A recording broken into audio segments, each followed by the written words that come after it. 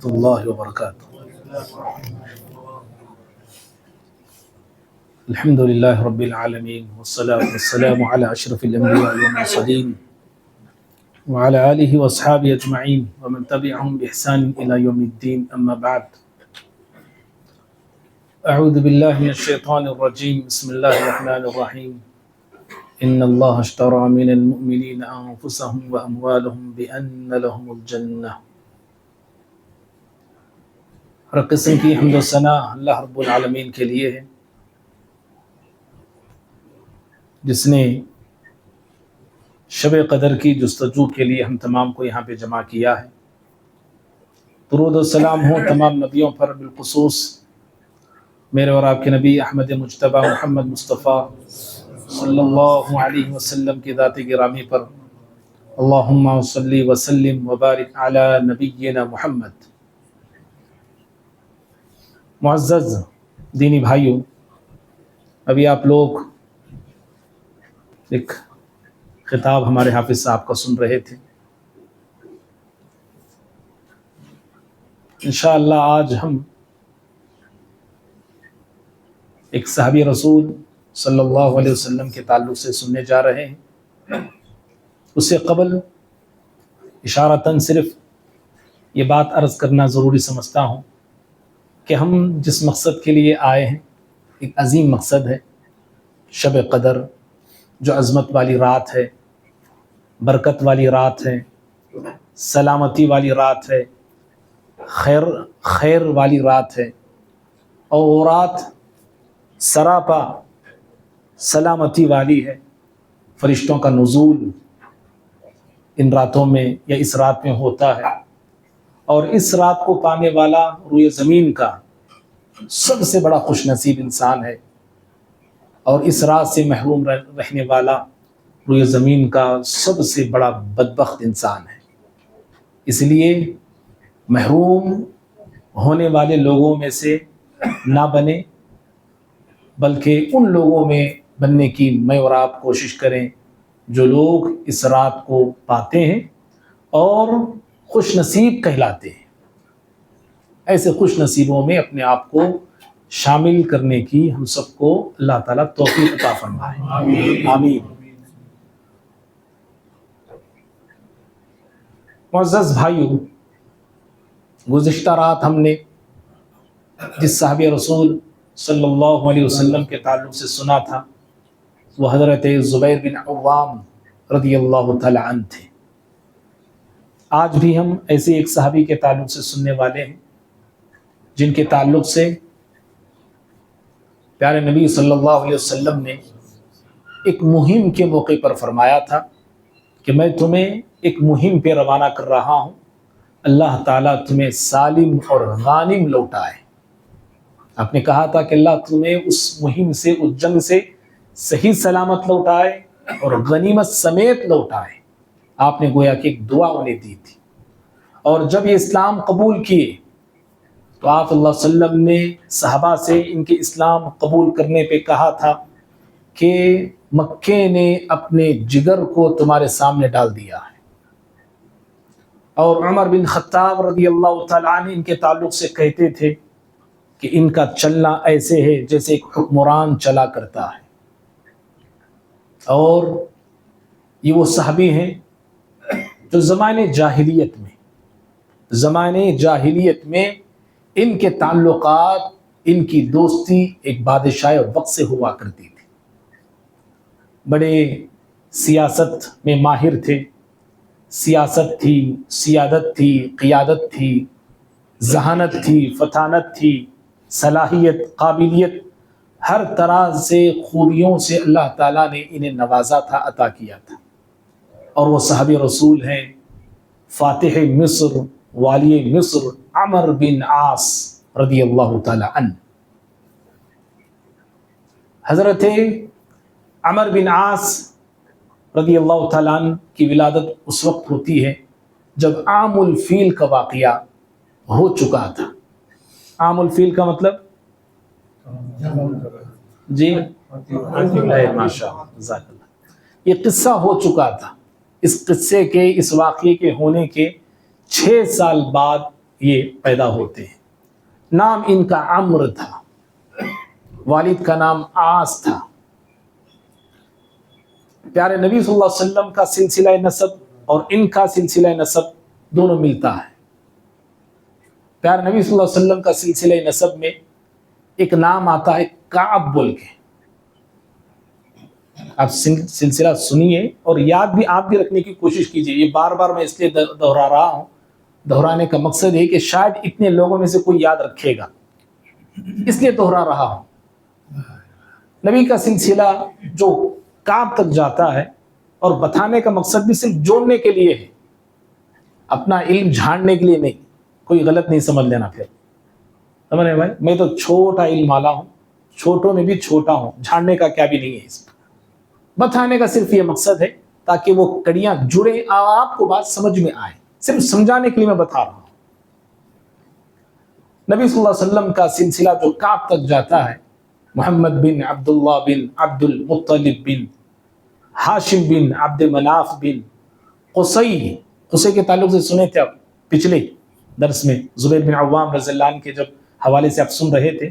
قصی کے 4 بیٹے تھے. ایک بیٹے کا نام عبد مناف تھا, اور ایک بیٹے کا نام جی عبد العزہ. جزاک اللہ. دیکھیے ایک لڑکا یاد رکھا ہے, یہ بہت بڑی بات ہے الحمدللہ. عبد العزہ اویس ان کا نام ہے. دعا کیجیے اللہ ان کے کیا بولتے ہیں میموری پون میں اور اضافہ کرے. آمین.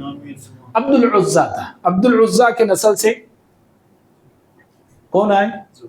جی زبیر بن عوام رضی اللہ تعالیٰ عنہ آتے ہیں, اور عبد مناف کی نسل سے پیارے نبی صلی اللہ علیہ وسلم آتے ہیں. تو ہاشم بن عبد مناف بن قصی بن کلاب بن مرہ بن کعب. قصی تک تو یاد ہے نا, قصی بن کلاب بن مرہ بن کعب ہیں. کعب جو ہیں ان کی 2 بیویاں تھیں, اور یہ عرب میں بہت مشہور انسان تھے. کعب جو پیارے نبی صلی اللہ علیہ وسلم کے نسل کے تھے, بڑے مشہور تھے. اور تاریخ میں یہ جملے ان کے حوالے سے آتے ہیں کہ یہ کہتے تھے لوگوں سے اس زمانے میں کہ آخری نبی آنے والا ہے, کیونکہ یہودی بھی کہتے تھے. تو یہ بھی کہتے تھے عرب میں کہ آخری نبی آنے والا ہے, جب وہ نبی آئے تو اے لوگوں ایمان لانا اس نبی پہ, یہ کہتے تھے. تو کعب کی جو ہے 2 بیویاں تھیں اور 3 بیٹے تھے. ایک بیٹے کا نام تھا مرہ, ابھی آپ نے سنا, قصی بن کلاب بن مرہ بن کعب. کعب کے جو بیٹے ہیں مرہ کی نسل سے پیارے نبی صلی اللہ علیہ وسلم آئے. ٹھیک سمجھ میری بات آپ. اور ایک دوسرے بیٹے تھے ان کے, عدی ان کا نام تھا. کیا نام تھا؟ عدی. عدی کی نسل سے عمر فاروق رضی اللہ تعالیٰ عنہ آتے ہیں. جی کیا بولے؟ حضرت عمر رضی اللہ عنہ عدی کی نسل سے آتے ہیں. ایک تیسرے لڑکے تھے حسیس ان کا نام تھا, حسیس. اور حسیس کی نسل سے عمر بن عاص رضی اللہ تعالیٰ عنہ آگے چل کے پیدا ہوتے ہیں. تو اس طرح پیارے نبی صلی اللہ علیہ وسلم کا سلسلہ بھی اور عمر بن عاص رضی اللہ تعالیٰ عنہ کا سلسلہ ملتا ہے. تو یہ بھی قریشی ہیں. عمر بن عاص کے والد کا نام عاص ہے, دادا کا نام وائل ہے. ان کے جو والد تھے عاص کافر تھا, عطر کا بہت بڑا تاجر تھا, اور اپنے قبیلے بنو سہم کا ایک بہت بڑا سردار تھا. جب پیارے نبی صلی اللہ علیہ وسلم نے نبوت کا اعلان کیا, اس وقت عاص جو ہے باحیات تھا, لیکن اسلام قبول نہیں کیا, اسلام سے محروم رہا. بلکہ الٹا وہ آپ صلی اللہ علیہ وسلم کے دکھ پر, درد پر, غم پر خوشی کا اظہار کرتا تھا. جب کبھی آپ دکھی ہوتے یہ آپ جو ہے خوش ہوتا تھا, جب کبھی آپ پریشان ہوتے یہ خوشی کا اظہار کیا کرتا تھا. ایک مرتبہ آپ صلی اللہ علیہ وسلم کی مکی زندگی میں ایک ایسا حادثہ اور صدمہ آپ کو پہنچا جس نے آپ صلی اللہ علیہ وسلم کو پریشان کر دیا. وہ صدمہ اور حادثہ یہ تھا کہ آپ کے 2 بیٹے بچپن ہی میں انتقال کر گئے. قاسم اور عبداللہ، آپ رنجیدہ تھے، غمزدہ تھے۔ یہ آس، یہ وہ انسان تھا جو کہنے لگا ان محمدن ابتر، ارے محمد کی نسل تو اب ختم ہو گئی۔ ہاں، اللہ تعالیٰ نے جواب میں کہا ان شانیک هو الابتر، اے پیغمبر غمزدہ ہونے کی ضرورت نہیں، جو دشمن آپ کے حوالے سے کہتا ہے کہ آپ کی نسل ختم، آپ کا نام و نشان ختم، آپ کے دشمن کا نام و نشان ختم ہونے والا ہے۔ تو یہ آس ان لوگوں میں سے تھا، اور یہ وہ شخص تھا جو مسلمانوں سے حد درجہ دشمنی کرنے والا، دشمنی رکھنے والا، عداوت اور نفرت رکھنے والا تھا۔ خباب بن ارت بڑے مشہور صحابی ہیں، خباب بن ارت رضی اللہ تعالیٰ عنہ، حداد تھے، یہ لوہار تھے، تلواریں، زرا، سب چیزیں بناتے تھے۔ عاص بن وائل کو حضرت خباب تلوار بنا کے دی، مزدوری مانگنے آئے۔ عاص نے کہا مزدوری دوں گا، ایک شرط یہ ہے، شرط ہے۔ کہا کہ کیسی شرط؟ کہا کہ کفر کرو محمد صلی اللہ علیہ وسلم کا، یعنی انکار کرو ان کی نبوت کا۔ حضرت خباب بن ارت نے کہا کہ تو جی کے ابدو تیری زندگی ہے، زندگی ختم ہو کے پھر تو دوبارہ اٹھایا بھی گیا نا، تب بھی میں انکار نہیں کروں گا۔ تو اس نے کہا بات ایسی ہے کہ مرنے کے بعد جب میں دوبارہ اٹھایا جاؤں گا نا، اللہ مجھے مال دے گا، دولت دے گا، تب آ کے اپنا مال مجھ سے لے لینا۔ اس طرح اس نے گویا کہ مرنے کے بعد کی زندگی کا انکار بھی کیا، اور اپنی جو دشمنی پیارے نبی کے حوالے سے تھی، وہ دشمنی اس طرح اس نے خباب بن ارت کے سامنے رکھا۔ بہرحال پیارے نبی صلی اللہ علیہ وسلم جب ہجرت کر کے مدینہ پہنچے تو اس کے 1 سال بعد یہ عاص جو ہے انتقال کر جاتا ہے۔ اب ان کے 2 بیٹے تھے، عاص کے 2 بیٹے تھے، ایک عمرو بن عاص جن کے تعلق سے آج ہم سننے والے ہیں، اور دوسرے بیٹے تھے ہشام بن عاص۔ ہشام بن عاص یہ وہ خوش نصیب لوگوں میں سے ہیں جو پہلے مسلمان ہوئے، اسلام قبول کی۔ باقاعدہ یہ ہشام جو ہے عمرو بن عاص سے پہلے مسلمان ہوئے، لیکن عمرو بن عاص جو ہے ان کا شمار شروع میں ان لوگوں میں ہوتا ہے جو مخالفین اسلام تھے، معاندین اسلام تھے، دشمنان اسلام تھے۔ جو باپ جیسی دشمنی رکھتا تھا، کرتا تھا اسلام سے، مسلمانوں سے، ایسی دشمنی عمرو بن عاص بھی رکھا کرتے تھے مسلمانوں کے حوالے سے۔ ان کی دشمنی کا اندازہ آپ کیوں بھی لگا سکتے ہیں کہ جب مسلمان ہجرت کیے حبشہ کی طرف، مکہ کے سارے سردار بیٹھ کے آپس میں مشورہ کرتے ہیں کہ کیا کیا جائے۔ مسلمان اب مکے سے نکل گئے، اگر ایسا انہیں چھوڑ دیا جائے تو پھر ہمارے تعلقات خراب ہوں گے، ہمارے تعلق سے غلط امیج لوگوں میں پیدا ہوگا۔ تو یوں کرو کہ کسی نہ کسی طرح جو لوگ حبشہ گئے ان کو واپس لے کے آؤ مکہ۔ تو اس وقت جن لوگوں کو حبشہ کے بادشاہ کی طرف مکے والوں نے بھیجا وہ تھے عمرو بن عاص، بڑے ماہر تھے، گفتگو میں ماہر، ہر اعتبار سے مہارت رکھتے تھے۔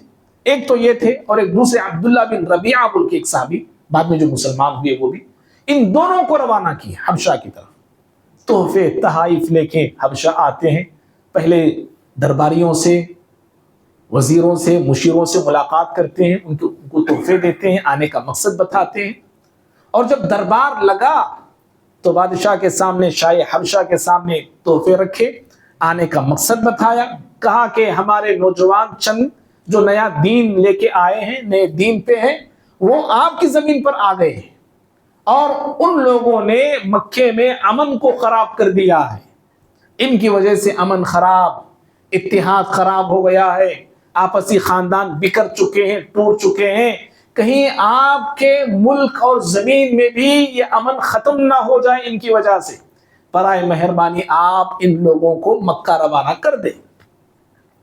تو وہ جو شاہ حبشہ تھے، اصحما جن کا نام تھا، وہ بڑے دور اندیش تھے، منصف مزاج تھے، عدل اور انصاف کے خوگر تھے۔ انہوں نے کہا کہ دیکھو میں ایک طرفہ بات سن کے فیصلہ نہیں کروں گا، میں ان کی بھی بات سنوں گا۔ پتا کیا چلا، جب بھی کہیں ایسے معاملات ہوں تو صرف ایک طرف کی بات سن کے فیصلہ دھڑام سے نہیں سنا دینا، دوسروں کی بھی بات سننا چاہیے۔ تو بادشاہ نے ایسے ہی کیا، مسلمانوں کو بلایا، مسلمان آئے، حضرت جعفر رضی اللہ تعالیٰ نے ایک لمبی چوڑی تقریر کی بادشاہ کے پوچھنے پہ، کہا کہ بادشاہ سلامت، ہم ایک ایسی قوم تھے جو بتوں کی عبادت کرنے والے، پتھروں کے سامنے جھکنے والے، مردار ہم کھانے والے، شراب ہم پینے والے، عورتوں پہ ظلم کرنے والے، عورتوں کے کوئی حقوق ہمارے پاس نہیں تھے، حتیٰ کہ ہم بچیوں کو بھی زندہ دفنانے والے لوگ تھے، زنا ہمارے پاس عام تھا، رشتے ناتوں کو توڑنا ہمارا معمول تھا۔ یہ ساری خرابیاں جو ان کے اندر زمانے جاہلیت میں تھی، اس کو وہ رکھتے ہیں اور پھر کہتے ہیں کہ اللہ نے ہمارے درمیان ایک نبی کو مبعوث کیا جن کا نام محمد تھا، وہ اللہ کے بندے تھے، اللہ کے رسول تھے، اور پھر وہ اچھائیوں کا سبق ہمیں دیا، صلہ رحمی کی تعلیم ہمیں دی، بتوں کی عبادت سے روکا، ایک اللہ الہ واحد کی دعوت دی۔ یہ ساری چیزیں ہم نے قبول کی، انہیں اللہ کا نبی ہم نے تسلیم کیا ہے۔ اب یہ لوگ ہیں کہ ہمیں پھر اسی کفر کی طرف بلاتے ہیں، اسی گندگی کی طرف بلاتے ہیں، اسی غلاظت اور ضلالت کی طرف ہمیں بلاتے ہیں۔ تو بادشاہ نے ان کی باتیں سن کے عمر بن عاص سے کہا کہ تم واپس جاؤ، یہ لوگ ہماری اسی سرزمین پر رہیں گے، ہم ان لوگوں کو تمہارے حوالے نہیں کرنے والے۔ تو حضرت عمر وہاں سے جاتے ہیں دربار سے، پھر ایک پلان بناتے ہیں، دوسرے دن پھر دربار میں آتے ہیں، بادشاہ سے مل کے کہتے ہیں کہ بادشاہ سلامت، یہ وہ مسلمان ہیں، یہ وہ لوگ ہیں جو آپ کے جو عیسیٰ ہیں علیہ السلام، جن کو آپ اللہ کا بیٹا مانتے ہیں، یہ لوگ اللہ کا بیٹا نہیں مانتے۔ دیکھو دشمن کیسے چال چلتا ہے، کیسی چال بازیاں اس کے اندر ہوتی ہیں، کس قدر وہ لوگوں کو مسلمانوں سے دور کرنے کے لیے ہتھ کنڈے استعمال کرتا ہے، جیسے کہ آج بھی ہتھ کنڈے وہ استعمال بڑے زوروں کے ساتھ اور بڑے شوروں کے ساتھ دشمنان اسلام کر رہا ہے اور کرتے آ رہے ہیں۔ اس وقت عمر بن عاص نے بھی یہ ہتھ کنڈا استعمال کیا کہ مسلمان حضرت عیسیٰ علیہ السلام کو ایک الگ نظریے سے دیکھتے اور کہتے ہیں۔ بادشاہ نے پھر بلایا، پھر پوچھا، حضرت جعفر رضی اللہ تعالیٰ کھڑے ہو کے سورہ مریم کی آیتیں پڑھتے ہیں، آیتیں سننا تھا، اس کے دل میں اتر گئی، آنکھوں سے آنسو جاری ہو گئے، رویا وہ، حق کو پہچان لیا وہ، اور پھر ایک لکیر اس نے کھینچی زمین پہ بادشاہ نے، اور لکیر کھینچ کے کہا کہ آپ نے جو کہا عیسیٰ علیہ السلام میں اور محمد صلی اللہ علیہ وسلم میں، دونوں میں اس لکیر سے زیادہ فرق نہیں ہے۔ جو قرآن کی آیتیں آپ نے سنائی ہے اور عیسیٰ علیہ السلام پہ جو کتاب اللہ نے نازل کیا، یہ دونوں کتابیں ایک ہی چراغ سے نکلنے والی دو روشنیاں ہیں۔ کون؟ بادشاہ بولتا ہے ایک ہی چراغ سے نکلنے والی دو روشنیاں ہیں۔ اور اس طرح عمر بن عاص جو گئے تھے مسلمانوں کو لانے کے لیے، اللہ نے مسلمانوں کی ایسی مدد فرمائی کہ عمر بن عاص کو وہاں سے خالی لوٹ آنا پڑا مکہ المکرمہ۔ اور جیسے جیسے وقت گزرتا گیا، حضرت عمر بن عاص رضی اللہ تعالی عنہ کا قبول اسلام کا وقت قریب آتا گیا۔ کیسے یہ اسلام قبول کیے؟ غزوہ خندق بڑی جو مشہور غزوہ ہے، بڑا مشہور معرکہ ہے یہ۔ اس غزوے میں مشرکین بڑی تیاری کے ساتھ اترے ہوئے تھے میدان میں، لگ بھگ کئی دنوں تک، کئی ایک مہینے تک وہ پڑاؤ ڈالا مدینے کے پاس، گئے تھے مسلمانوں کو نصف نابود کرنے کے لیے۔ اللہ تعالیٰ نے مسلمانوں کی آندھیوں کو بھیج کر، طوفان کو بھیج کر مدد فرمائی، اور ان کے ٹینٹ اکھڑ گئے، نامراد لوٹے، ناکام لوٹے، خائب لوٹے، خاسر لوٹے۔ سارے کے سارے مشرکین جو ہے، ان کے جو مقاصد تھے سارے کے سارے اللہ نے ناکام کر دیا، اور یہ جو ہے خالی ہاتھ پھر جو ہے مکے کی طرف نکل پڑے۔ اس وقت عمر بن عاص کہتے ہیں کہ جب میں مکے کی طرف جا رہا تھا، میرے دماغ میں کئی سوالات تھے میرے دماغ میں۔ میں اپنے آپ سے کہنے لگا اور پوچھنے لگا کہ ہم نے ان مسلمانوں کو روکنے کے لیے، ختم کرنے کے لیے کیا کچھ نہیں کیا؟ بدر لڑی ہم نے، بدر میں نقصان ہمارا ہوا، 70 ہمارے لوگ بڑے بڑے مارے گئے۔ احد کی جنگ ہم نے ان سے لڑی، احد میں اگرچہ کی جیت ہو کے بھی شکست ہم نے کھائی، کیونکہ پوری جیت تو نہیں تھی، ہم جیت کے بھی ہارے، اور پھر اب ہم آئے تھے خندق میں کہ مسلمانوں کا کام پوری طرح سے ختم کر دیں گے، لیکن یہ کیا بات ہے کہ کہاں سے ہوائیں آ گئی، کہاں سے طوفان آ گیا اور ہمارے سارے پلان کو جو ہے فیل کر کے رکھ دیا۔ تو ان کے دل میں خیال امن پڑا کہ ہو سکتا ہے کہ یہ محمد صلی اللہ علیہ وسلم کوئی معمولی آدمی نہیں، کوئی خاص آدمی ہے، اور اللہ رب العالمین کی مدد ان کے ساتھ ہے۔ یہ سوالات ان کے دل میں اور دل ذہن میں پیدا ہونے لگے، یہاں تک کہ مکے کے قریب یہ کہتے ہیں کہ وہ خود اپنا قبول اسلام بتاتے ہیں، مکے کے قریب یہ پہنچے لیکن دل ان کا گوارا نہیں کر رہا تھا مکے میں داخل ہونے کے لیے۔ وہ کہتے ہیں کہ یہاں سے میں مکے میں داخل ہونے کے بجائے سیدھا حبشہ کے بادشاہ کے پاس چلا گیا۔ حبشہ کے، کیونکہ دوست تھا، تعلقات تھے، حبشہ کے بادشاہ کے پاس پہنچ کے اپنی دل کی کیفیت کو پیش کیا، انہوں نے فیلنگ کو پیش کیا جو محسوس وہ کر رہے پیارے نبی صلی اللہ علیہ وسلم کے تعلق سے، ان کی تعلیمات کے حوالے سے۔ تو شاہ حبش نے حضرت عمر بن عاص سے کہا کہ عمر، تم ایک ذہین انسان ہو، ایک ذہین انسان ہو، لیکن ذہین انسان کو ابھی تک پتہ نہیں چلا کہ حق کہاں ہے اور کس کے پاس ہے۔ حق کو قبول کرنے میں اتنا تردد کیوں؟ حق کو ماننے میں اتنا پسے پیش کیوں ہوتے ہو؟ حالانکہ اس حق کو میں بھی تسلیم کر چکا ہوں، میں بھی مان چکا ہوں۔ میں یہ بات سننا تھا، عمر بن عاص کے پیروں کے نیچے سے زمین کھسک گئی، تعجب میں پڑ گئی، یہ کیا بات ہے کہ بادشاہ بھی پیارے نبی کا ہو گیا ہے؟ اور پھر وہاں سے وہ لوٹے، وہاں سے نکلے، اور ایک وقت آیا 7 ہجری کے قریب جو ہے اسلام قبول کرنے کے غرض سے مدینے کی طرف نکل پڑے۔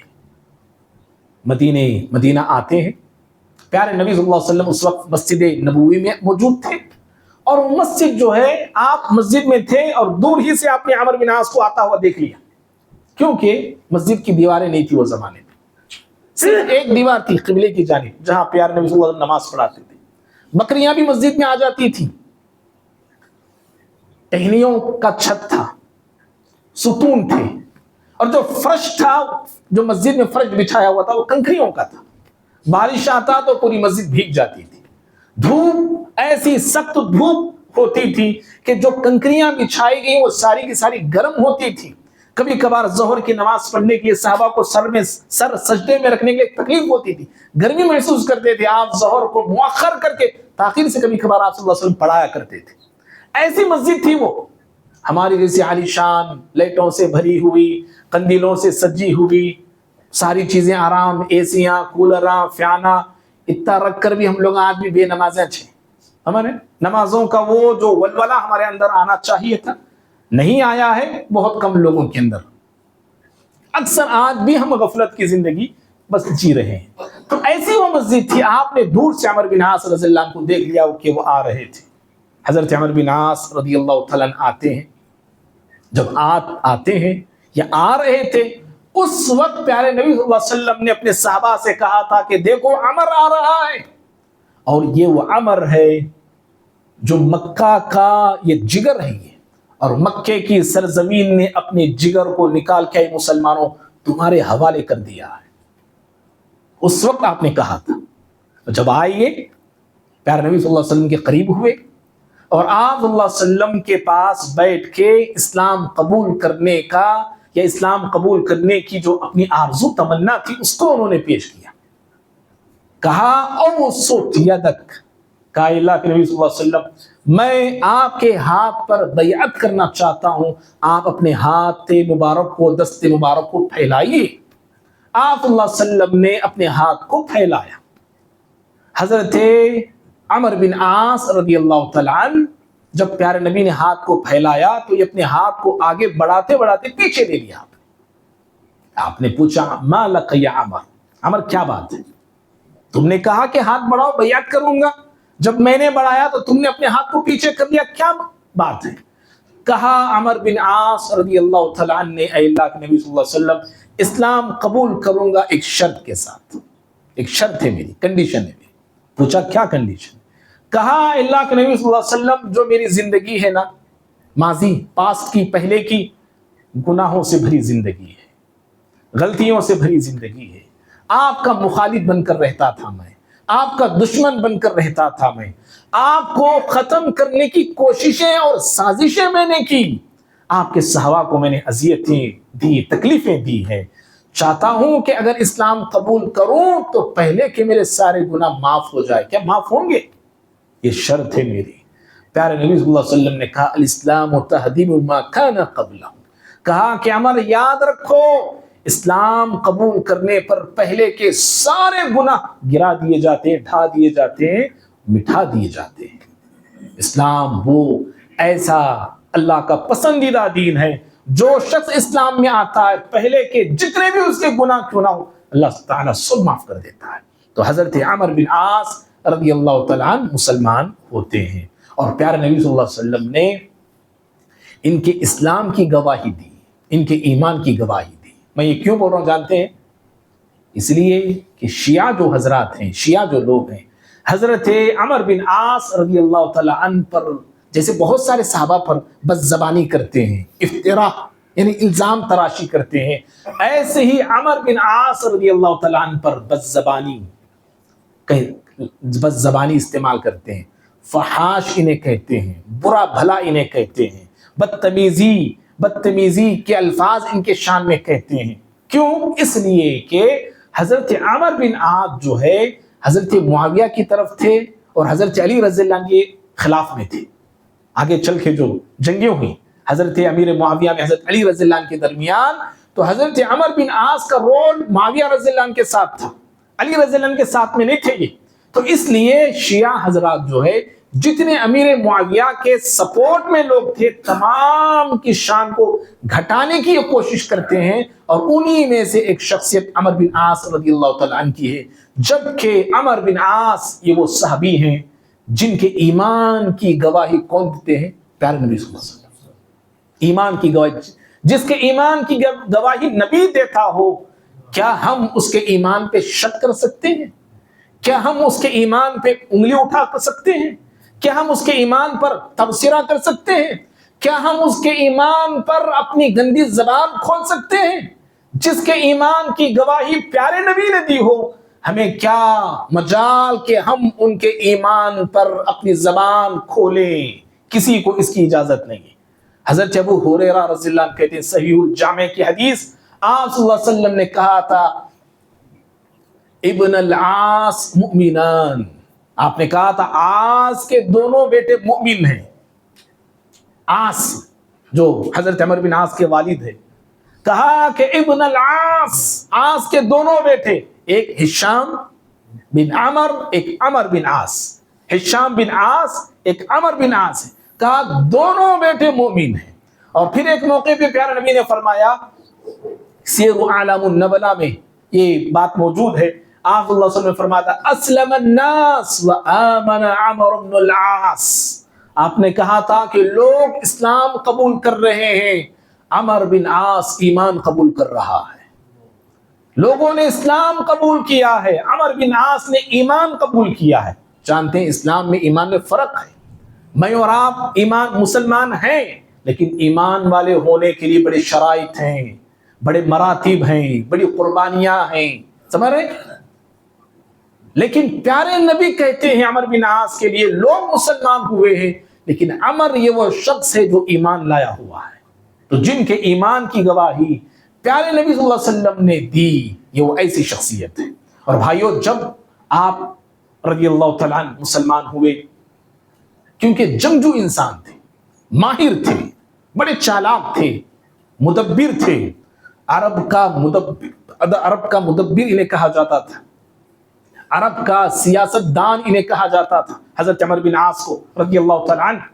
تو پیارے نبی صلی اللہ علیہ وسلم کے دور نبوت میں ایک جنگ ہوئی، جس کا ذکر ہم نے پہلی تاقرات میں کیا تھا، جنگ ذات السلاسل بول کے ایک جنگ ہوئی 8 ہجری میں، 300 سپاہیوں کا لشکر جس کی سربراہی آپ صلی اللہ علیہ وسلم نے دی تھی، وہ حضرت عمر بن عاص تھے، جس کو آپ نے دی تھی۔ حضرت عمر بن عاص رضی اللہ تعالیٰ عنہ ایک قبیلہ تھا جو مدینے پہ چڑھائی کرنے کا ارادہ رکھتا تھا، اس کی سرکوبی کے لیے اور اس کے فتنے کو جڑ سے ختم کرنے کے لیے پیارے نبی صلی اللہ علیہ وسلم نے جس شخصیت کا انتخاب کیا وہ عمرو بن عاص تھے. 300 سپاہیوں کا لشکر لے کر نکلے.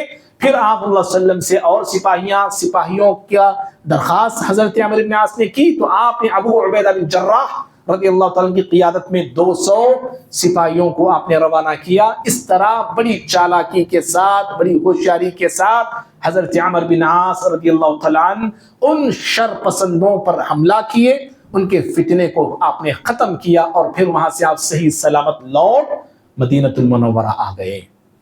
اور جب پیارے نبی صلی اللہ علیہ وسلم نے ان کی کامیابی کو دیکھا تو آپ نے انہیں عمان کی طرف روانہ کیا. یمن کا ایک جو شہر تھا اور بہت بڑا ایک ملک تھا یہ زمانے میں، دبئی وغیرہ سب اسی میں آیا کرتے تھے پہلے، لیکن آج یہ ٹکڑے ہو گئے ہیں. عمان کی طرف آپ صلی اللہ علیہ وسلم نے روانہ کیا. وہاں پہ 2 بھائی حکمرانی کرتے تھے جو آنکھ کی پوجا کرنے والے تھے. حکومت 2 بھائیوں کی تھی. آپ صلی اللہ علیہ وسلم نے خط دے کے، اسلام کی دعوت کا خط دے کے عمرو بن عاص کو روانہ کرتے ہیں. حضرت عمرو بن عاص دونوں بھائیوں سے الگ الگ ملاقات کرتے ہیں. دونوں بھائی پیارے نبی کا خط بڑے ادب سے لیتے ہیں، بڑے احترام سے لیتے ہیں، بار بار اس کو پڑھتے ہیں. اور آپ صلی اللہ علیہ وسلم نے اس خط میں لکھا تھا کہ دونوں بھائیوں کو مخاطب کرتے ہوئے یہ خط محمد رسول اللہ صلی اللہ علیہ وسلم کی طرف سے ہے. میں تمہیں اسلام کی دعوت دیتا ہوں، اسلام قبول کرو گے، تمہاری بادشاہت تمہاری ہوگی، حکومت تمہاری ہوگی، اور اگر انکار کرتے ہو، اسلام سے روگردانی کرتے ہو تو پھر یاد رکھو تمہاری بادشاہت پر میری نبوت غالبہ کر رہے گی. یہ جملے آپ نے کہے تھے، تمہاری بادشاہت پر میری نبوت غالب آ کر رہنے والی ہے. آخر کار وہ دونوں بھائی مسلمان ہوتے ہیں. ان کا اسلام دے کر ان کی پبلک بھی مسلمان ہوتی ہے. پیارے نبی صلی اللہ علیہ وسلم کو پتا چلا کہ وہ دونوں بھائی مسلمان ہو گئے تو آپ صلی اللہ علیہ وسلم نے عمرو بن عاص کو لکھا کہ تم وہیں رہو اور وہاں کے تم عامل ہوگے اور وہاں کے تم معلم ہوگے. وہاں کی تمہاری نگرانی اور ذمہ داری وہیں پر تمہاری ہوگی، اور جو مسلمان ہوئے ہیں انہیں علم سکھاؤ، دین انہیں بتاؤ. حضرت عمرو بن عاص رضی اللہ تعالیٰ وہیں پر رکے رہے اور اپنی ذمہ داری ادا کرتے رہے. تو اچانک ایک مرتبہ انہیں خط آ کے ملتا ہے. وہ خط تھا ابو بکر صدیق رضی اللہ تعالیٰ عنہ کی طرف سے. جب خط کھولا کیا پاتے ہیں؟ لکھا ہوا تھا کہ پیارے نبی صلی اللہ علیہ وسلم اس دنیا سے وفات پا گئے، انتقال کر گئے، اور مسلمانوں کے خلیفۃ المسلمین حضرت ابو بکر صدیق رضی اللہ تعالیٰ عنہ ہے. اور حضرت ابو بکر رضی اللہ عنہ کی طرف سے انہیں یہ حکم تھا کہ آپ وہیں رہیں. آپ کو جو ذمہ داری پیارے نبی صلی اللہ علیہ وسلم نے دی تھی آپ اپنی ذمہ داری ادا کرتے رہیں. تو حضرت عمرو بن عاص حضرت ابو بکر صدیق رضی اللہ عنہ کی دور خلافت میں اپنی وہ ذمہ داری جو پیارے نبی نے انہیں سونپی تھی وہ ذمہ داری پوری کرتے رہے، ادا کرتے رہے. پھر ایک چند دنوں کے بعد پھر ایک خط آتا ہے ابو بکر صدیق رضی اللہ تعالیٰ عنہ کی طرف سے عمرو بن عاص کے نام لکھا گیا تھا کہ عمر اب تمہاری ضرورت ہے یہاں پہ. کیوں؟ حضرت ابو بکر صدیق رضی اللہ عنہ کے دور خلافت میں مہم کا ایک دروازہ کھل گیا، فتنوں کا دروازہ شروع ہو گیا، شر پسندوں کا شر جو ہے عام ہو گیا. ان کے شروں کو ختم کرنے کے لیے، ان کے فتنوں کو ختم کرنے کے لیے جہاں بہادروں کی، جرنیلوں کی اور ذہین اور فتین لوگوں کی ضرورت تھی، انہی میں سے ایک جو شخصیت جن کی ضرورت تھی وہ عمرو بن عاص رضی اللہ تعالیٰ عنہ تھے. آپ نے انہیں بلایا اور چند ہزار کا ایک لشکر دے کر حکم دیا کہ فلسطین کی سرزمین کی طرف آپ روانہ ہو جائیے. حضرت عمرو بن عاص رضی اللہ تعالیٰ عنہ لشکر لے کر اور سپاہیوں کا دستہ لے کر فلسطین کی سرزمین کی طرف نکل پڑے. اور جانتے ہیں بھائی اس زمانے میں بھی اور آج بھی فلسطین جو ہے مسلمانوں کی یہاں جو ہے بابرکت زمین ہے، مقدس زمین ہے، محترم زمین ہے. یہودیوں کی بھی محترم زمین ہے، عیسائیوں کی بھی محترم زمین ہے. اور اس وقت وہاں پہ حکومت جو تھی وہ عیسائیوں کی تھی. جیسے ہرقل کو پتا چلا، روم کے بادشاہ کو، مسلمانوں کا ایک لشکر فلسطین کی طرف رواں دوا ہے اور نکل پڑا ہے، تو وہ فوراً ہرقل حرکت میں آتا ہے اور اپنے بھائی کی کمانڈنگ میں، اپنے بھائی کی نگرانی میں، اس کی سپہ سالاری میں 90,000 کا ایک لشکر روانہ کرتا ہے ان مسلمانوں کو روکنے کے لیے اور فلسطین میں داخل ہونے سے مسلمانوں کو دور کرنے کے لیے یہ لشکر آیا، اور یہاں پہ مسلمان یہ لشکر رکا اور مسلمان آمنے سامنے ہوتے ہیں، اور یہ اتنا بڑا لشکر جو ہے 10 حصوں میں تقسیم تھا، 10 حصوں میں، 10 پارٹوں میں تقسیم تھا۔ ایک حصہ جو ہے مسلمانوں کے حضرت عمرو بن عاص کے سامنے آ کے رک گیا، 10,000 کا لشکر ہے، اور مسلمان جو ہے صرف 2,000 تھے حضرت عمرو بن عاص رضی اللہ عنہ کے ساتھ۔ جیسے اتنے بڑے لشکر کو مسلمانوں نے دیکھا، جو چند ایک مسلمان تھے ان مسلمانوں میں ایک طرح کی ہچکچاہٹ، ایک طرح کی گھبراہٹ پیدا ہو گئی۔ حضرت عمرو بن عاص رضی اللہ تعالیٰ عنہ نے فوجیوں کو ہمت آپ نے دی، حوصلہ آپ نے دیا، یقین آپ نے دلایا، کہا کہ اللہ کے بندو، ہم اللہ کے نام پہ لڑنے والے لوگ ہیں، ہم اللہ کی ذات پہ بھروسہ کر کے مقابلہ کرنے والے لوگ ہیں۔ فوجیوں کو مت دیکھو، لشکروں کو مت دیکھو، ان کی تعداد طاقت کو مت دیکھو، اللہ کی ذات پہ بھروسہ ہمیں کر کے میدان میں اترنا ہے۔ اس طرح آپ نے صحابہ کو اور اس لشکر کو، سپاہیوں کو آپ نے جوش دلایا، ہمت آپ نے دلائی، اور پھر آپ نے لشکر کو ڈیوائیڈ کیا۔ 2,000 تھے، 1,000 کو الگ کیا، 1,000 کو آپ نے الگ کیا۔ 1,000 کے لشکر کا امیر آپ نے صحابی رسول عبداللہ بن عمر رضی اللہ تعالیٰ عنہ کو بنایا، عبداللہ بن عمر رضی اللہ تعالیٰ عنہما، عمر کے بیٹے عبداللہ کو بنایا، اور 1,000 کے ذمہ دار آپ خود تھے، عمرو بن عاص رضی اللہ تعالیٰ عنہ۔ عبداللہ بن عمر رضی اللہ تعالیٰ عنہما کو حکم دیا، جو اتنا بڑا لشکر ہے 10,000 کا، اس کا جو مقدمۃ الجیش بولتے ہیں، جو شروع کا حصہ ہے، آپ شروع کے سامنے کے حصے پہ آپ حملہ آور ہونا، اور میں اسی لشکر کے حصے، دوسرے حصے پہ میں حملہ کروں گا۔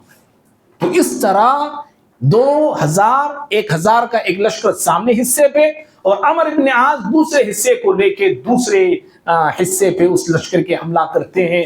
ایسے حملے ہوئے اور ایسا مقابلہ مسلمانوں نے کیا کہ تھوڑی دیر میں دشمنان اسلام کے لشکر میں بھگدڑ مچ گئی، خوف پیدا ہو گیا، ڈر پیدا ہو گیا۔ ہرقل کا بھائی اس جنگ میں مارا گیا، تمہارے اس جنگ میں مارا گیا، اور بہت سارے لوگ کاٹے گئے، مارے گئے، اور بہت سارے میدان چھوڑ کے دم دبا کے بھاگ گئے اور نکل گئے۔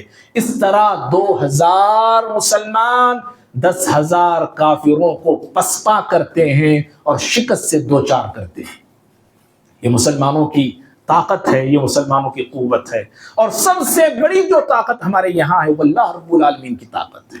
ہمارا ایمان اللہ کی ذات پہ اگر غیر معمولی ہو، یقین ہمارا غیر معمولی ہو، بھروسہ ہمارا غیر معمولی ہو، تو ہم بڑی بڑی طاقتوں کو اور بڑے بڑے دشمنوں کو ہرانے کی اور نیچے پچھاڑنے کی طاقت اور قوت اپنے پاس ہم رکھتے ہیں۔ لیکن یہ اور بات ہے کہ ہمارا ایمان غیر معمولی نہیں ہے، ہمارا یقین غیر معمولی نہیں ہے، ہمارے ایمان میں کمزوری ہے، ایمان میں نفاق ہے، ایمان میں شکوک اور شبہات ہے، ہمارا ایمان جو ہے شرک سے خلط ملط ہو کے رہ گیا ہے۔ تو جب ایمان ایسا ہو تو پھر دشمن پر ہم غالب نہیں آ سکتے، دشمن ہم پر غالب آئے گا، دشمن کو ہم ہرا نہیں سکتے، دشمن ہمیں ہرائے گا بھی اور پچھاڑ کے رکھ دے گا بھی۔ معزز بھائیوں، تو اس طرح حضرت عمرو بن عاص جو ہے وہاں سے فاتح لوٹتے ہیں اور پھر فلسطین کی طرف رخ کرتے ہیں۔ حضرت عمرو بن عاص رضی اللہ تعالیٰ عنہ، فلسطین کا ایک بڑا مشہور شہر تھا، اجنادین اس کا نام تھا، مشہور شہر تھا اجنادین۔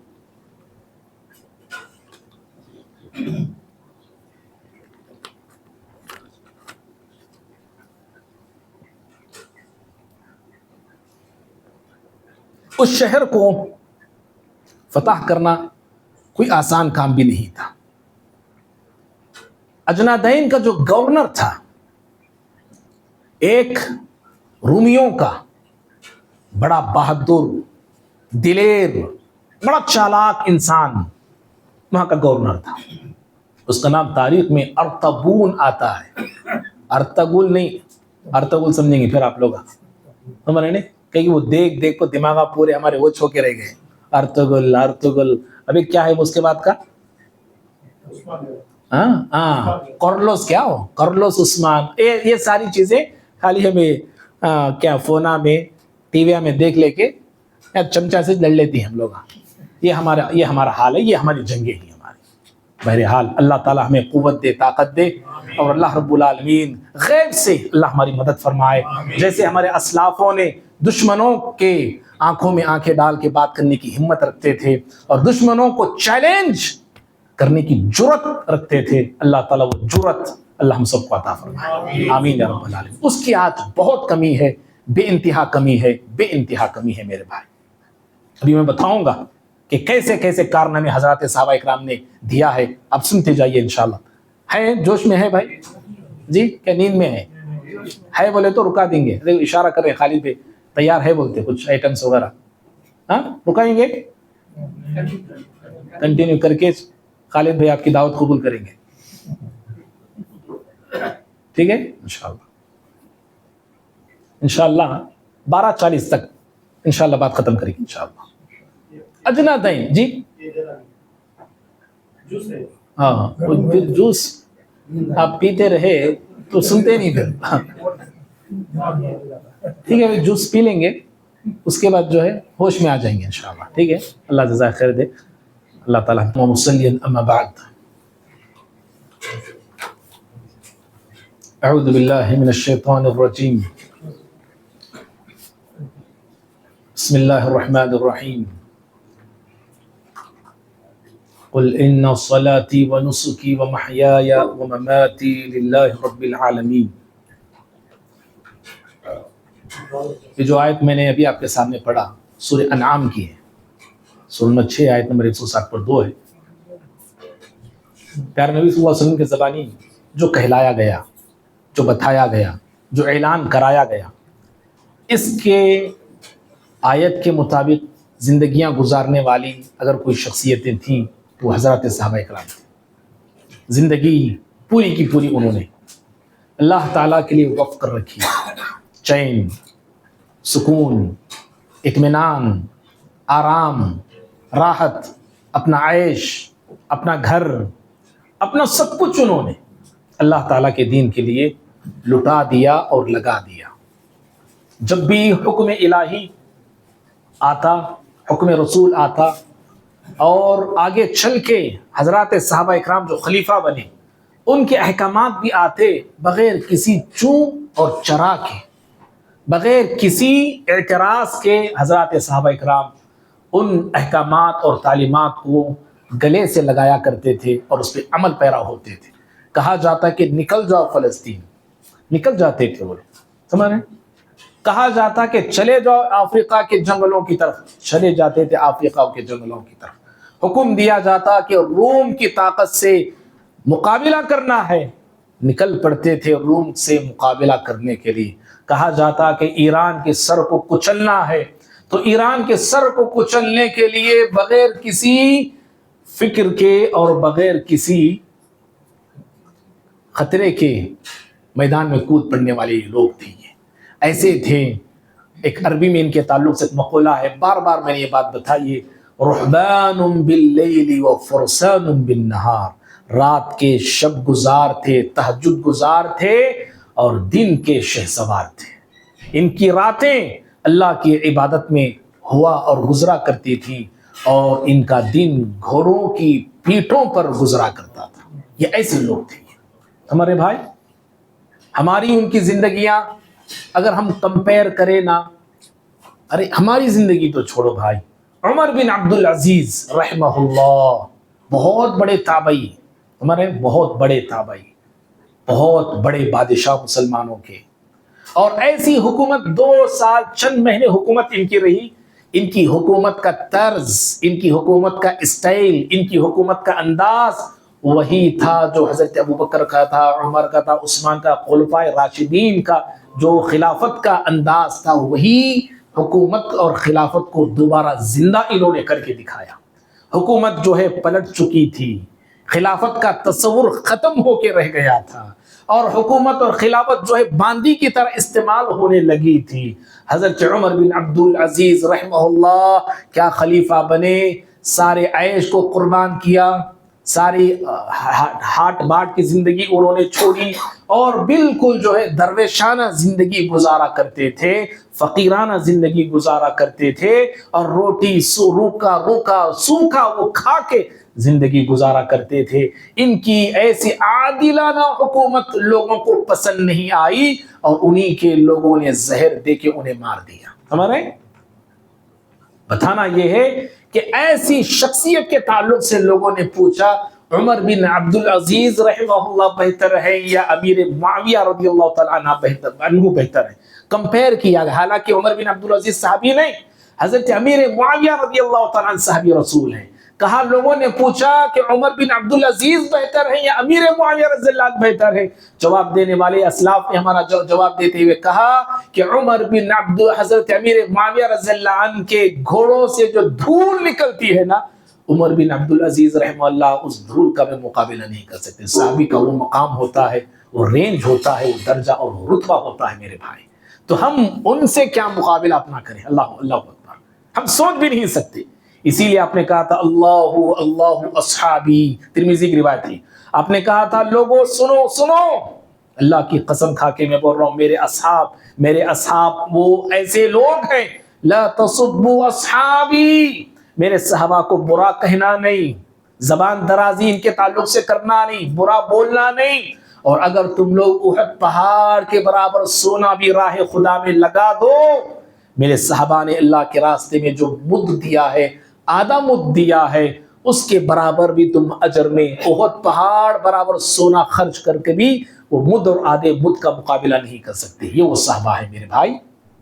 تو ایسی ان کی زندگیاں تھیں، ایسی ان کی قربانیاں تھیں، اور ایسی ان کی کوششیں تھیں اللہ رب العالمین کے دین کے لیے۔ تو انہی قربانیاں پیش کرنے والے اور کوششیں کرنے والے، اور اللہ کے دین کو دنیا کے کونے کونے، چپے چپے، علاقے بستی تک پہنچانے کے لیے تگ اور دو کرنے والے عمر بن عاص رضی اللہ تعالی عنہ کی بھی ایک نامور شخصیت ہے میرے بھائی۔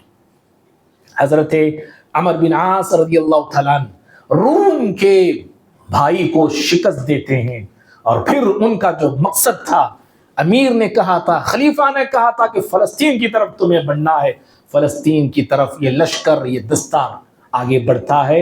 اجنادین فلسطین کا ایک بڑا مشہور شہر تھا، اس کو فتح کرنے کا ارادہ ان کا ہوتا اور بنتا ہے۔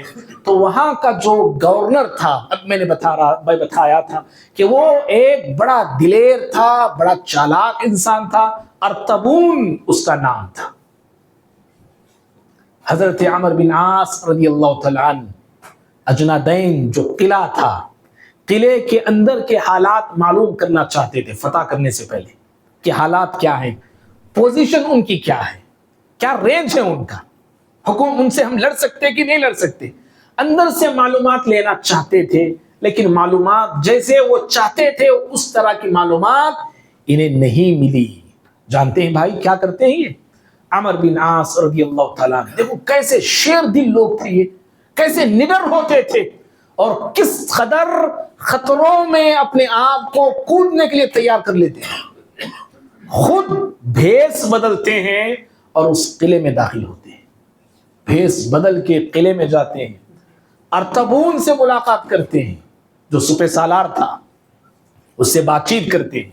جب بات چیت ہو رہی تھی، ارطبون وہ بھی بہت ہوشیار تھا، وہ پہچان لیا کہ یہ جو مجھ سے بات کر رہا ہے یہ کوئی معمولی انسان تو نہیں لگتا، معمولی سپاہی تو نہیں لگتا، ہو نہ ہو یہ مسلمانوں کا امیر ہوگا، یا امیر کا خاص آدمی ہوگا، اس لیے بہتر یہ ہے امیر ہو یا امیر کا خاص آدمی ہو، اس کو ختم کر دیں گے۔ اس کو آیا ہے شکار، پھنسا ہے جال میں، کیوں اس کو خالی ہاتھ، کیوں واپس اس کو بھیجے؟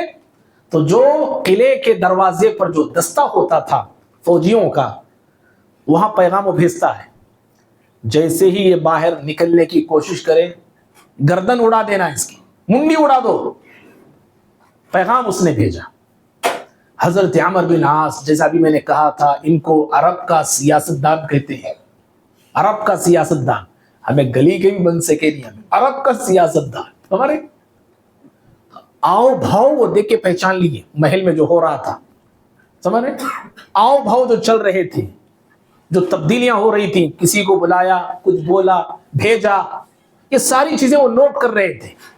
بات چیت کر کے نکلتے نکلتے یہ ساری چیزیں غور وہ کرتے ہیں، پھر واپس آ جاتے ہیں وہ. اور واپس آ کے ارطغرل سے پھر مخاطب ہو کے کہتے ہیں کہ جناب والا، آپ سے مل کے بڑی خوشی ہوئی مجھے، بات کر کے بڑی خوشی ہوئی مجھے. جو شرط، جو کنڈیشن آپ نے رکھے ہیں، ان شرطوں پہ میں تو تیار ہوں، میں تو راضی ہوں، لیکن ایک مسئلہ ہے. اس نے پوچھا کیا مسئلہ؟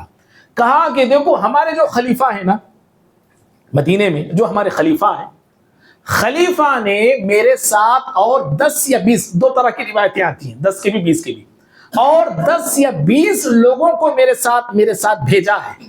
اور یہ جو 10 یا 20 جو لوگ ہیں یہ بڑے مہان ہیں، ہمارے الفاظ میں بول رہا ہوں، بڑے جو ہے بڑی ذی وقار شخصیتیں ہیں.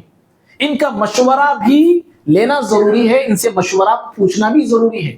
اگر آپ اجازت دیں تو میں جاتا ہوں، جا کے ان 10-20 لوگوں کو لے کے پھر آپ کی مجلس میں آتا ہوں اور میں ان کو منواؤں گا. میں کیا کہا انہوں نے؟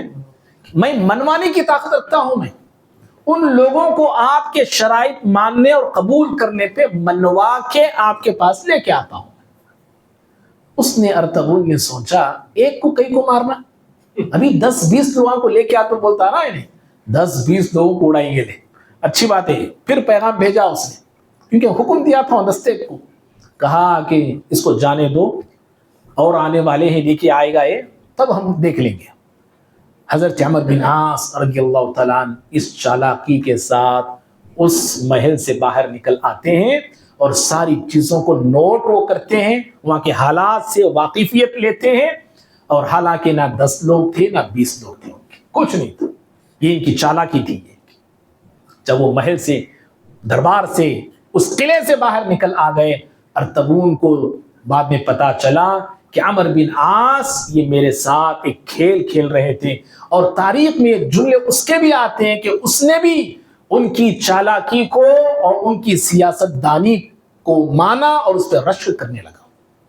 ہمارے اور بھائیوں، اس طرح جب یہ لشکر مسلمانوں کا اجنادین اس قلعے کو گھیر لیا، محاصرہ کر لیا، تو یہ جو ارطغرل تھا یہ نکلتا ہے اور وہاں سے بھاگ کے مصر چلا جاتا ہے، اور بڑی آسانی کے ساتھ اس قلعے کو مسلمان حاصل کر لیتے ہیں.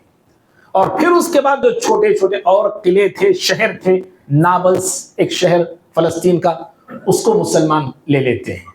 رملہ ایک شہر آتا ہے، اس کو لے لیتے ہیں. بیروت اس کو لے لیتے ہیں. اسقلان ایک شہر، اس کو مسلمان حاصل کر لیتے ہیں. اور ایک وہ شہر آج جو تباہی کے حوالے ہو چکا ہے، غزہ، اس کو مسلمانوں نے اس زمانے میں فتح کیا تھا، یہی عمر بن عاص رضی اللہ تعالیٰ عنہ کی قیادت میں. سمجھ رہے ہیں؟ آج جو ہے موت ہی موت وہاں پہ نظر آ رہی ہے.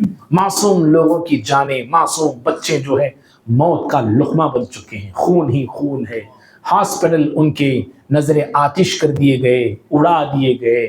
اس طرح کئی ہزار لوگوں کی جانیں اور کئی ہزار بچوں کی معصوم جانیں دشمنوں نے لے کے رکھا ہے. اللہ ان دشمنوں سے بدلہ لے، اللہ ان دشمنوں کو ہلاک کرے، تباہ کرے. تو اس طرح مسلمانوں نے ان علاقوں کو اور ان قلعوں کو اور ان بستیوں کو فتح کیا. معزز بھائیوں، جب یہ فتح کی خبریں مدینے کی طرف روانہ ہوئی تو مدینے میں ایک کوہرام مچا ہوا تھا. خلیفہ اول حضرت ابوبکر صدیق رضی اللہ تعالیٰ عنہ اس دار فانی سے جا چکے تھے. حضرت عمر فاروق رضی اللہ تعالیٰ عنہ مسلمانوں کے خلیفہ بن چکے تھے. اور اس کے بعد جب حضرت عمر فاروق خلیفہ بنے اور حضرت عمر بن عاص کی فتوحات کی خبریں انہیں ملنے لگی، تو حضرت عمر بن عاص رضی اللہ تعالیٰ عنہ نے حضرت عمر بن خطاب رضی اللہ عنہ سے آگے بڑھ کے پیشکش کی، کہا کہ امیر المؤمنین اجازت دیجئے، مصر کو ہم فتح کریں گے، فاتح مصر رہیں گے. یاد رکھو آج بھی مصر مسلمانوں کے زیر کنٹرول میں ہے، تو انہی کی کوششیں اس زمانے میں تھی. اجازت مانگی حضرت عمر بن خطاب سے کہ اجازت دیں. حضرت عمر رضی اللہ تعالیٰ عنہ نے انکار کیا کہ نہیں، ابھی ہم اس حالت میں نہیں ہے کہ اتنے بڑے ملک سے ہم ٹکر لیں. کہا کہ نہیں. لیکن حضرت عمر بن عاص رضی اللہ تعالیٰ عنہ پھر چند دنوں کے بعد، چند مہموں کو ختم کرنے کے بعد، چند جنگوں سے کامیاب لوٹنے کے بعد، پھر وہی پیشکش عمر بن خطاب رضی اللہ عنہ کے سامنے رکھی. کہا کہ امیر المؤمنین پرمیشن ہمیں دیجئے کہ ہم جو ہے مصر کی طرف روانہ ہونا چاہتے ہیں. کیوں؟ اس لیے کہ مصر بھی جو ہے رومیوں کے کنٹرول میں تھا، اور وہاں سے مختلف فوجیں رومیوں کی آسانی سے مختلف علاقوں پر پہنچا کرتی تھی اور مسلمانوں پر دھاوا بولتی تھی. اس ملک کو فتح کرنا بھی عمر بن عاص رضی اللہ عنہ نے ضروری سمجھا. آخرکار یہ اصرار کرتے رہے اور حضرت عمر بن خطاب رضی اللہ عنہ کو اقرار کرنا ہی پڑا. حضرت عمر بن خطاب رضی اللہ عنہ 4000 کا لشکر دے کے روانہ کرتے ہیں مصر کی طرف عمر بن عاص رضی اللہ تعالیٰ عنہ کو. عمر بن عاص رضی اللہ تعالیٰ عنہ مصر میں داخل ہوتے ہیں. سرحد ہی میں، یعنی شروع ہی میں ایک شہر تھا، اس کا نام جو ہے تاریخ میں عریش آتا ہے. اس شہر کو مسلمانوں نے پہلے فتح کیا، اور جب فتح کیے تو 10 ذی الحجہ کیا ہے 10 ذی الحجہ؟ جی 10 ذی الحجہ کی تاریخ تھی. اور فتح کرنے کے بعد عید الاضحیٰ کی نماز مسلمانوں نے اس شہر میں ادا کی. ایک شہر کو انہوں نے فتح کیا. پھر اس کے بعد آگے بڑھے. دریائے نیل جو مشہور دریا ہے مصر کی، اس دریائے نیل کے کنارے پر دوسرا ایک شہر تھا، اس کا نام جو ہے فرما بول کے آتا ہے. اب تو نامہ سب بدل گئے رہتے. اب آپ دیکھو مصعب ہمیں دیکھے میپ میں فرما بھی نہیں، ایش بھی نہیں، جیش بھی نہیں. کون سے نامہ بول رہے تھے بھائی؟ وہ نامہ بول رہا ہوں جو تاریخ میں آئے. اب کیا ہے مجھے تو معلوم نہیں، آپ مجھ سے زیادہ وہ دنیا جانتے ہیں. آپ انشاءاللہ معلوم کر لیجئے، اللہ آپ کو جزا کر دے. فرما وہ ایک شہر تھا، اس کو مسلمانوں نے فتح کیا، اور فتح بھی لگ بھگ جو 1 مہینے کا محاصرہ کیا. 1 مہینے کا محاصرہ.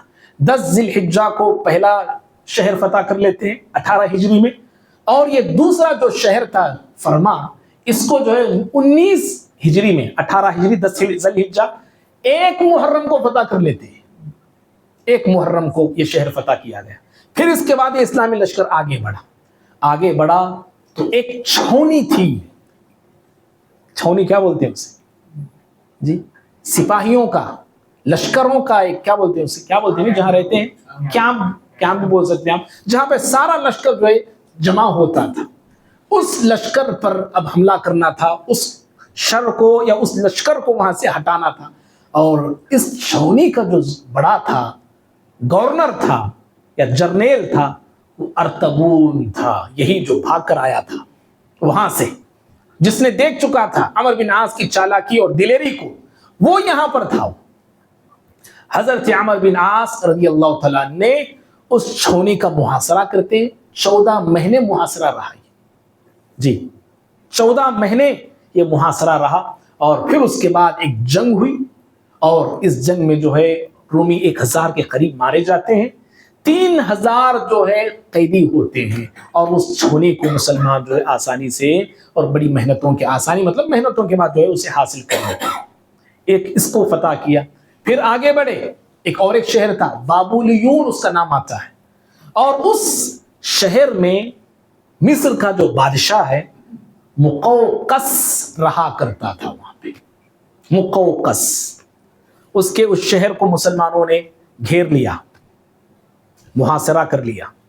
داخل ہونا کوئی آسان کام نہیں تھا، کیونکہ اس کے قلعے کے چاروں طرف پانی تھا، دریا کا پانی بہتا تھا. اور جب یہ مسلمان وہاں پہنچے تو پانی جو ہے دریا کا جوش مار رہا تھا، ابل رہا تھا، دریا ابل رہی تھی. آسانی سے داخل ہونا اس قلعے میں جو ہے معمولی بات نہیں تھی. تو اس لیے حضرت عمر بن عاص رضی اللہ تعالیٰ عنہ وہاں پہ پڑاؤ ڈالتے ہیں. لگ بھگ 7 مہینے یہ محاصرہ رہا. اور اسی دوران حضرت عمر بن عاص رضی اللہ تعالیٰ عنہ مدینۃ المنورہ پیغام بھیجتے ہیں، مدد طلب کرتے ہیں. حضرت عمر بن خطاب رضی اللہ تعالیٰ عنہ 4000 کا لشکر روانہ کرتے ہیں پھر مصر کی طرف. اور اس لشکر میں زبیر بن عوام رضی اللہ تعالیٰ عنہ بھی تھے. پچھلے رات جو آپ نے سنا, عبادہ بن صامت رضی اللہ تعالیٰ عنہ بھی تھے اس لشکر میں. مقداد بن اسود بڑے صحابی رسول ہیں, وہ بھی اس میں تھے. اور مسلمہ بن مخلد رضی اللہ تعالیٰ عنہم اجمعین, یہ بڑے بڑے صحابہ تھے. اور حضرت عمر بن خطاب رضی اللہ تعالیٰ عنہ نے اس خط میں لکھا تھا, یہ جو 4 صحابہ ہیں, زبیر بن عوام, عبیدہ بن صامت اور حضرت مقداد اور مسلمہ, یہ ایک ایک صحابی 1,000 لوگوں پہ غالب آنے والا ہے, بھاری پڑنے والا ہے. جی لوگ ایسے تھے, ایک ایک صحابی کہیں کہیں 100 پر, کہیں کہیں 1000 پر غالب آتا تھا اور بھاری پڑتا تھا. تو جب یہ لشکر پہنچا, مقوقس نے گفتگو کرنا چاہا, صلح کرنا چاہا, تو مسلمانوں نے حضرت عمر بن عاص رضی اللہ تعالیٰ عنہ نے صحابی رسول عبادہ بن صامت رضی اللہ تعالیٰ عنہ کو بات چیت کرنے کے لیے مقوقس کے دربار میں بھیجتے ہیں. چند لوگوں کو لے کر یہ دربار پہنچے. اب یہ دربار میں آ رہے تھے, ان کا قد بہت لمبا تھا, عبادہ بن صامت رضی اللہ تعالیٰ عنہ بہت لمبے تھے اور رنگ سے بہت کالے تھے. تمہارے اللہ کے پاس رنگ اصل نہیں نا, نسل بھی اصل نہیں نا. رنگ کیا ہے, آپ کی نسل کیا ہے, یہ اللہ نہیں دیکھنے والا, نہیں پوچھنے والا. لیکن تھے وہ کالے, لیکن ہم سے زیادہ وہ لوگ جوان مرد تھے, ہمت والے تھے, اللہ رب العالمین کی معرفت رکھنے والے تھے. جب جیسے وہ دربار میں آ رہے تھے, تاریخ کہتی ہے مقوقس نے ان کو دیکھا تو گھبراہٹ اس کے اندر پیدا ہو گئی, ایک ڈر سا پیدا ہوا اس کے اندر. جیسے ہی وہ قریب آئے تو دوسرے جو اور صحابہ تھے لشکر کے, ان سے یہ مقوقس کہنے لگا کہ آپ کا کوئی دوسرا, آپ کے پاس دوسرا آدمی نہیں جو میرے پاس بات کرنے آیا ہوا ہے, کسی دوسرے آدمی کو آپ بھیجو, میں ان سے بات نہیں کر سکتا, ان کو دیکھ کے مجھے ڈر ہو رہا ہے. تو آئے ہوئے سارے لوگ کہنے لگے کہ نہیں, یہی وہ شخص ہے جو ہمارے درمیان علم والا ہے, فضل والا ہے, کمال والا ہے, یہی بات کرے گا. یہ بات کرے گا تو بات چلے گی. اگر آپ ان کو روکتے ہیں بات کرنے سے تو ہم جانے کے لیے تیار ہیں. آخرکار اس نے مانا. وہ کیسے منواتے تھے ہمارے لوگ, کیسے منواتے تھے. ایک بل جو ہے ہم جو ہے نکال نہیں سکتے آج. ایک بل منواتے تھے ہمارے لوگ, ماننا پڑتا تھا دشمن کو, یا تو جان دینا پڑتا تھا دشمن کو. منوایا گیا وہاں پہ. تو حضرت عبیدہ بن صامت رضی اللہ عنہ سے اس نے کہا کہ ٹھیک ہے, فرمائیے کیا فرمانا چاہتے ہیں. کہا کہ 3 باتیں ہیں. ایک, اسلام قبول کر لو. دوسری, جزیہ دو, ٹیکس دو. یا تو تیسری, جزیہ بھی نہیں دیتے تو میدان میں ہم تمہیں جنگ کے لیے دعوت دیتے ہیں. اس نے کہا باتیں سن کے مجھے ایسے لگتا ہے کہ آپ لوگ مال چاہتے ہیں, دولت چاہتے ہیں, دنیا چاہتے ہیں. ٹھیک ہے, مال دے دوں گا, دولت دے دوں گا, دنیا لے لو اور میرا علاقہ چھوڑ کے چلے جاؤ. حضرت عبادہ بن صامت نے کہا کہ ہم مال اور دولت چاہنے والے لوگ نہیں ہیں. نہ تیرا مال چاہیے, نہ تیرا دولت چاہیے, نہ تیری دولت ہمیں چاہیے. تو اس نے کہا کہ اگر تم میری یہ پیشکش قبول نہیں کرتے, مال دولت لے کے یہاں سے نہیں جاتے, تو پھر یاد رکھو تمہارا حشر بہت برا ہونے والا ہے. موت کے گھاٹ تمہیں اتار دیا جائے گا. اس نے کہا موت کے گھاٹ تمہیں اتار دیا جائے گا, خبردار. عبادہ بن صامت کے جملے میرے بھائی آج لے کے جاؤ یہاں سے. عبادہ بن صامت نے مقوقس سے کہا کہ موت سے تم ہمیں ڈراتے ہو, موت سے تم ہمیں ڈراتے ہو. ہمارے سارے لوگ روزانہ راتوں میں اللہ تعالیٰ سے شہادت مانگا کرتے ہیں. ہم وہ لوگ ہیں, موت سے تم ہمیں ڈراتے ہو. اس کے یہ جملے اس نے سنے, ہکا بکا ہو گیا اور وہ سمجھ گیا کہ میں کس قوم سے مقابلہ کرنے جا رہا ہوں, یہ کوئی معمولی لوگ نہیں. اس نے ہتھیار ڈالنے کے لیے تیار ہو گیا. لشکر کو جا کے بولا, لشکر سے کہا کہ ہم ان سے لڑ نہیں سکتے. کیوں؟ یہ دنیا چاہنے والے لوگ نہیں, مال چاہنے والے لوگ نہیں. مال دنیا چاہنے والے ہوتے تو مال سے منوایا جا سکتا تھا، ان کا مقصد ہی کچھ اور ہے۔ یہ کفن اور موت کے لیے تیار ہیں یہ لوگ، ہم ان سے مقابلہ نہیں کر سکتے۔ لشکر میں سر پھرے ہوتے ناظر ہیں، کہا کہ بادشاہ ہرگز نہیں، دیکھ لیں گے، مقابلہ کریں گے ہم لوگ۔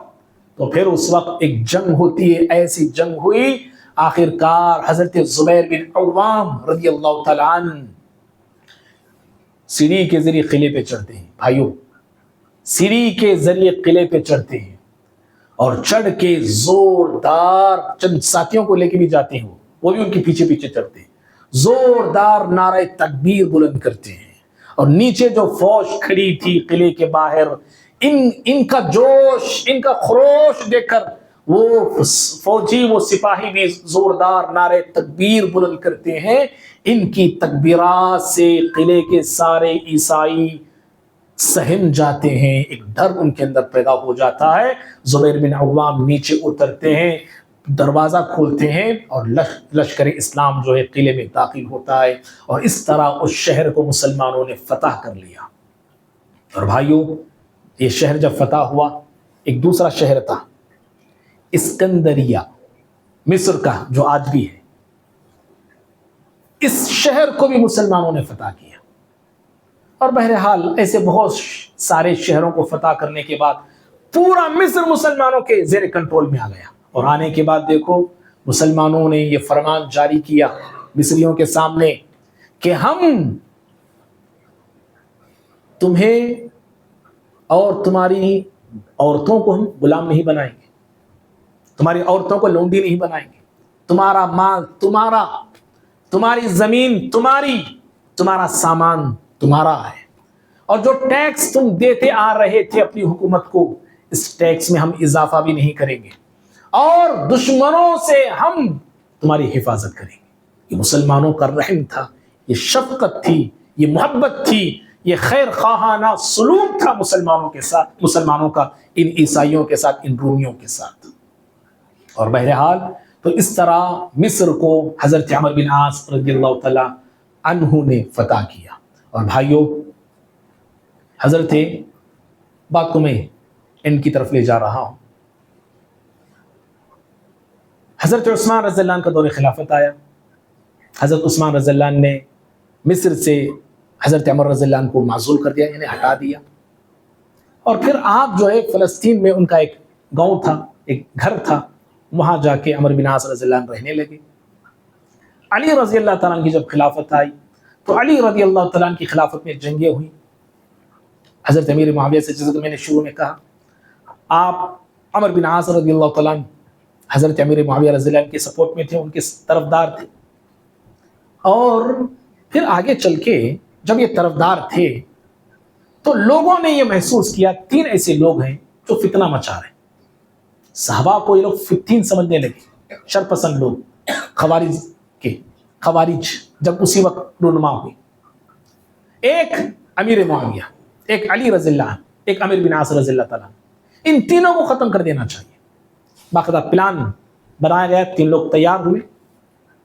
علی رضی اللہ تعالیٰ عنہ کے لیے ایک عبد الرحمن بن ملجم، وہ نکل پڑا ان کو حملہ کرنے کے لیے۔ وہ لوگ جانتے تھے کہ تینوں لوگ اپنے اپنے علاقے کے بڑے ہیں، یہ تو خلیفہ تھے، یہ امیر معاویہ ملک شام میں رہتے تھے، تو اس طرح یہ تقسیم ہوئے، اور نماز فجر کا وقت انہوں نے چوائس کیا، انتخاب کیا ان پر حملہ کرنے کے لیے۔ تو حضرت علی رضی اللہ عنہ نماز فجر پڑھانے کے لیے نکلے کوفہ میں، تو آپ پر جان لیوا حملہ کیا گیا، آپ اس حملے میں شہید ہو گئے۔ امیر معاویہ رضی اللہ عنہ وہاں نکلے ملک شام میں، آپ پر بھی حملہ ہوا، لیکن وہ حملہ ناکام ہوا، ران وغیرہ پہ آپ کو مار لگا، آپ زخمی ہوئے، آپ اس طرح اللہ تعالیٰ نے آپ کو بچا لیا۔ عمر بن عاص رضی اللہ تعالیٰ اس دن فجر کو نہیں آ سکے کیونکہ آپ بیمار تھے، تو اس طرح اللہ نے آپ کو بچا لیا۔ اور پھر جب ان کا آخری وقت تھا 40 پر 3 ہجری میں، آپ عمر بن عاص رضی اللہ عنہ انتقال کر جاتے ہیں۔ انتقال سے پہلے زار و قطار روتے ہیں، ان کے بیٹے عبداللہ، بڑے مشہور صحابی ہیں، عبداللہ بن عمر بن عاص، عبداللہ بن عمر بن عاص رضی اللہ تعالی عنہما، بیٹے موجود تھے، باپ رو رہے تھے، عبداللہ نے رضی اللہ تعالیٰ نے پوچھا عمر بن عاص رضی اللہ عنہ سے ابو جان سے کہ کیا بات ہے، کیوں روتے ہیں آپ؟ تو حضرت عمر بن عاص رضی اللہ تعالیٰ عنہ نے کہا کہ بیٹے میری زندگی میں 3 دور گزرے ہیں، وہ 3 دور مجھے یاد آتے ہیں اس لیے میں روتا ہوں۔ کہا کہ ایک دور وہ جب میں اسلام کا مخالف تھا، پیارے نبی صلی اللہ علیہ وسلم کا دشمن تھا، آپ کو ختم کرنے کی سازشیں اور کوششیں میں نے کی ہیں۔ اگر اس زمانے میں میں اسلام کا دشمن ہو کر انتقال کر جاتا تو میں واصل جہنم ہو جاتا، جہنمی بن جاتا میں۔ ایک دوسرا دور آیا کہ پیارے نبی صلی اللہ علیہ وسلم کے ہاتھ پر ایمان لایا، بیعت میں نے کی، مسلمان ہو کے رہا، اور آپ صلی اللہ علیہ وسلم کے ساتھ میں رہتا رہا، آپ کی محبت کو میں نے پایا، آپ کی چاہت کو میں نے پایا۔ ہے کاش اسی زمانے میں، نبی کے زمانے میں وفات پاتا تو شاید میں جنتی ہوتا۔ اب تیسرا دور ایسا آیا ہے، اقتدار کا دور، حکومت کا دور، سیاست کا دور۔ اب ایسے حالات ہو گئے ہیں، پتہ نہیں کہ میرے ساتھ کیا سلوک ہونے والا ہے، پتہ نہیں کہ میرے ساتھ کیا حشر ہونے والا ہے۔ وہ سوچ کے رونے لگے، اور پھر اپنے بیٹے عبداللہ رضی اللہ تعالیٰ عنہ کو نصیحت کیا، کہا کہ بیٹے جب میں انتقال کر جاؤں تو میرے قبر پر، میری لاش پر آہستہ آہستہ مٹی ڈالنا، ڈھیلے مت ڈالنا، پتھرے مت ڈالنا، اور جب تم مجھے دفنا دو میرے قبر پر کھڑے ہو کر بہت دیر تک میرے لیے دعا کرنا۔ کون بول رہا ہے؟ صحابی بول رہا بھائی، اللہ اکبر، صحابی رسول بول رہا، بہت دیر تک کھڑے ہو کے دعا کرنا۔ ایسے ہوا، آپ جو ہے اس وقت پھر دعا کرنے لگے، اللہ تعالیٰ سے معافی کی درخواست کرنے لگے، رحم کی بھیک مانگنے لگے، اے اللہ مجھ پر رحم کر، اے اللہ مجھ پر رحم کر، میرے خطاؤں کو معاف کر۔ اس طرح آپ دعا کرتے کرتے آپ کی جو ہے روح اللہ رب العالمین کے طرف پرواز کر جاتی ہے، آپ انتقال کر جاتے ہیں۔ تو اس طرح بھائیوں یہ صحابی رسول تھے عمر بن عاص رضی اللہ تعالیٰ عنہ، جو بڑے مشہور فاتح مصر کہلائے۔ نبی کی محبتوں کو انہوں نے پایا، اسلام کے لیے بڑی قربانیاں دی، اور مسلمانوں کے لیے بڑی قربانیاں دی، اور اللہ تعالیٰ کے دین کو اور کلمہ حق اور کلمہ توحید کو بلند کرنے کے لیے مختلف ملکوں تک چلے گئے، اور بڑے بڑے دشمنوں سے نبر آزمائی انہوں نے کی ہے۔ تو بہرحال یہ چند ایک باتیں تھیں ان کے حوالے سے جو میں نے آپ کے سامنے ٹوٹے پھوٹے بکھرے انداز میں رکھا ہوں۔ انشاءاللہ اگلی رات ہم ایسے کسی اور صحابی کے تعلق سے انشاءاللہ آپ کے سامنے باتیں رکھنے کی کوشش کریں گے۔ رب العالمین سے دعا ہے اللہ رب العالمین مجھے بھی آپ کو بھی ان صحابہ کرام کے نقش قدم پہ چلنے کی توفیق عطا فرمائے۔ اللہ تعالیٰ ان کے اسوے کو، ان کے نمونے کو اپنی زندگی میں ہم سب کو اپنانے کی توفیق عطا فرمائے۔ اللہ رب العالمین ہم تمام کے اندر سے ہر طرح کی خرابیاں، کمزوریاں، بیماریاں اپنے فضل سے اللہ تعالیٰ دور فرمائے۔ اللہ ہم تمام کے صفوں میں اتحاد پیدا فرمائے۔ اللہ رب العالمین کی معرفت صحیح طور پہ اللہ ہم سب کو عطا فرمائے۔ رب العالمین سے رشتہ ہم تمام کو اپنا مضبوط بنانے کی توفیق عطا فرمائے۔ اللہ ہم تمام کے روزوں کو قبول فرمائے، ہم تمام کے قیام کو قبول فرمائے، اور ہم نے یہاں جس مقصد کے لیے بیٹھے ہیں، جمع ہیں، اللہ اس مقصد میں ہم تمام کو کامیابی عطا فرمائے، اور ہم سب کے بیٹھنے اور سننے کو اللہ تعالیٰ قبول فرمائے۔ فلسطینی بھائیوں کی اللہ تعالیٰ مدد فرمائے، اور دنیا بھر کے تمام مسلمانوں کی اللہ تعالیٰ مدد فرمائے، اور ہندوستان میں جو شر پسند طاقتیں پھر سے حکومت پہ آنے کے خواب دیکھ رہی ہے، اللہ ان کے خوابوں کو چکنا چور کر دے، اللہ ان کے اتحاد کو پارا پارا کر دے، اور اللہ رب العالمین ان کے اتحاد کو انتشار میں تبدیل فرمائے۔ آمین۔ ربنا تقبل منا انك انت السميع العليم وتب علينا انك انت التواب الرحيم، وسلام على المرسلين والحمد لله رب العالمين، وصلى الله على نبينا محمد وبارك وسلم۔ السلام عليكم ورحمة الله۔